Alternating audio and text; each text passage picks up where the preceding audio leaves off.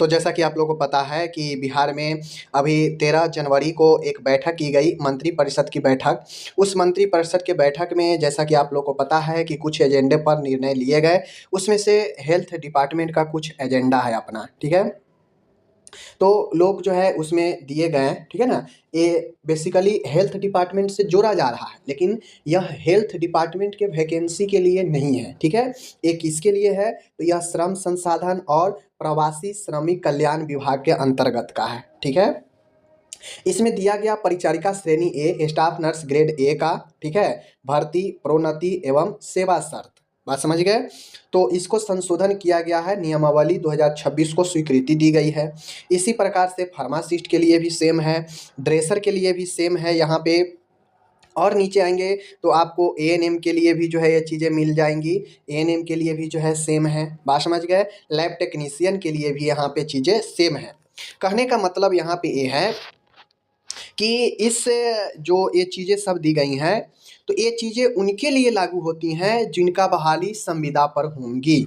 जी हाँ, संविदा पे ये बहाली के लिए लागू होगा, ना कि बीटीएससी के लिए। बहुत सारे लोग ये चीज़ें जोड़ रहे हैं कि बीटीएससी का बहाली में नियमावली को चेंज कर दिया गया, बीटीएससी के बहाली के अब नए नियमावली बनेंगे, नए नियमावली से बहुत लोग तो ऐसे पोस्ट कर रहे हैं कि अब मेरिट पर बहाली होगा, नियमावली 2026 को मंजूरी मिल गई है। ऐसे ऐसे बात लोग जो है कर रहे हैं, लेकिन फैक्ट ये है कि ये जो नियमावली है इसका इफेक्ट जो है संविदा भर्ती पर पड़ सकता है, ठीक है, संविदा भर्ती पर पड़ सकता है। क्योंकि इस बार ये जो चीज़ें दी गई हैं श्रम संसाधन के तरफ से, ये बहाली आपको संविदा पे आती है, जो आपको पता है कि हेल्थ सोसाइटी के अंतर्गत श्रम संसाधन के तरफ से ही ये बहाली आती है, ठीक है ना। तो कुल मिला के ये जो भी बहाली है ये संविदा वाला बहाली पर इफेक्ट पड़ेगा।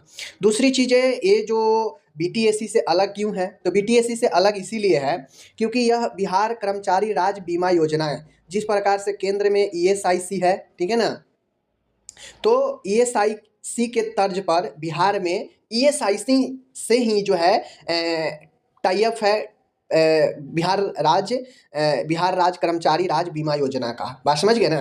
अब होता यह है कि इसमें कुछ बिहार सरकार जो है फंड करता है, कुछ केंद्र सरकार अपना फंड करती है, और देन उसके बाद जो है इसमें बहाली हो, इसमें स्वास्थ्य सुविधा हो, नगद भुगतान हो, उन लोगों को जो है ये किया जाता है, बात समझ गए। दूसरी चीज़ें, ये जो चीज़ें हैं यह पब्लिक हेल्थ के लिए नहीं है, ठीक है, ये पब्लिक हेल्थ के लिए नहीं है, ये कर्मचारी के सुविधाओं के लिए बनाया गया एक स्कीम है, एक योजना है, बात समझ गए। जिस प्रकार से ईएसआईसी में सभी जनरल लोग ट्रीटमेंट नहीं कराते हैं ना, उसी प्रकार से बिहार कर्मचारी राज्य बीमा योजना के अंतर्गत भी जो भी हॉस्पिटल इससे टाई अप है, क्योंकि आप लोग जानते हैं ईएसआईसी का अपना मेडिकल कॉलेज है, हॉस्पिटल वगैरह है, ठीक है ना, पटना में, बिहार में।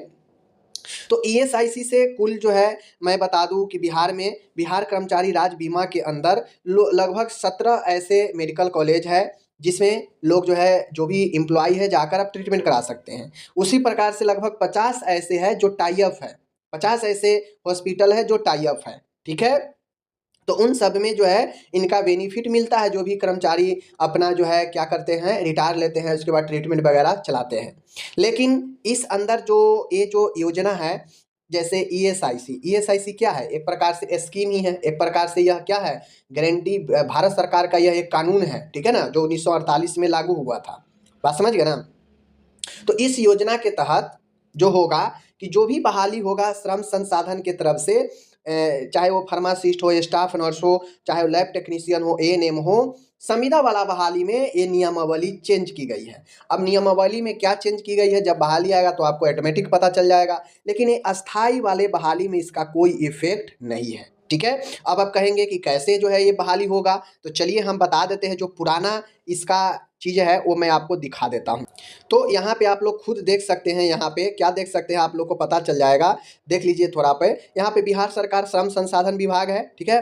पहले ये जो अपना कर्मचारी राज्य बीमा योजना है ईएसआईसी, इसका पूरा नाम क्या है, बिहार कर्मचारी राज्य बीमा योजना, ठीक है। पहले इसका नाम था बिहार कर्मचारी राज्य बीमा सोसाइटी, ठीक है, पहले इसका नाम सोसाइटी था, बात समझिएगा। अब इसका नाम योजना है, समय समय पर नियमावली में परिवर्तन होते रहता है, जिस प्रकार से बीटीएससी भी समय समय पर नियमावली स्वास्थ्य विभाग परिवर्तन करते रहता है, बात समझ गए ना। तो यहाँ पे देखिए, अब आप लोग को एक चीज़ पता होगा कि जो भी संविदा पर बहाली निकलता है हेल्थ सोसाइटी के तरफ से, वो सारा बहाली श्रम संसाधन के तरफ से ही रहता है, पता होना चाहिए। तभी आप जाइएगा हेल्थ सोसाइटी के अंदर, तो वहाँ पे एचआर पॉलिसी होता है, एचआर के अंदर जो है सारा चीज़ एडवर्टीजमेंट है वो सब जो है आपको दिया रहता है हेल्थ सोसाइटी के अंदर। तो एचआर मीन्स ह्यूमन रिसोर्स, मानव संसाधन, बात समझ गए ना। इसमें जब आप नीचे आएंगे तो 1948 वगैरह का जिक्र किया गया है। तो यहाँ पे आपको पता चल जाएगा माय डियर, तो आप यहाँ पे देख लीजिए, यहाँ पे दिया गया है कि 17 कर्मचारी राज्य बीमा चिकित्सालय है, हॉस्पिटल है, ठीक है। उसके बाद जो है 2 ईएसआईसी आदर्श अस्पताल है बिहार में, ठीक है, फुलवारी शरीफ और बिहटा। उसके बाद लगभग 50 टाइप चिकित्सा संस्थान द्वारा विशिष्ट अति विशिष्ट चिकित्सा उपलब्ध कराई जा रही है, ठीक है। लगभग 50 टाइप संस्थान है।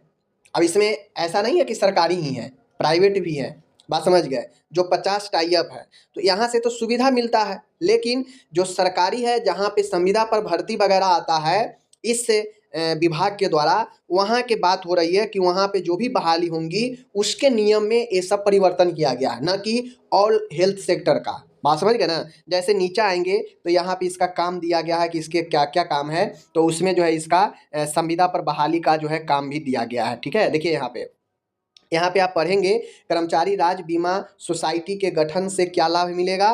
तो यहाँ पे देखिए दूसरा पॉइंट है, आवश्यकता अनुसार चिकित्सा पदाधिकारी एमओ एवं पैरा मेडिकल कर्मियों की बहाली संविदा के आधार पर की जा सकेगी, जिससे चिकित्सालय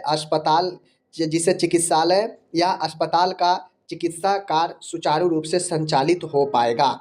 यानी संविदा पर बहाली यहाँ से हो सकता है, उसके लिए नियमावली में परिवर्तन किया गया है। जैसे आप लोगों को पता भी होगा कि ईएसआईसी से, बिहटा से ईएसआईसी, दानापुर, अलग अलग ईएसआईसी का अलग अलग बहाली जो है आपको आता रहता है संविदा वाला, ठीक है ना। तो उसके लिए नियमावली में चेंज किया गया है, ना कि हेल्थ डिपार्टमेंट बीटीएससी के बहाली में चेंज किया गया है नियमावली को, ठीक है। तो उम्मीद है समझ गए होंगे। मिलते हैं अगले वीडियो में, अपना ख्याल रखिए, धन्यवाद।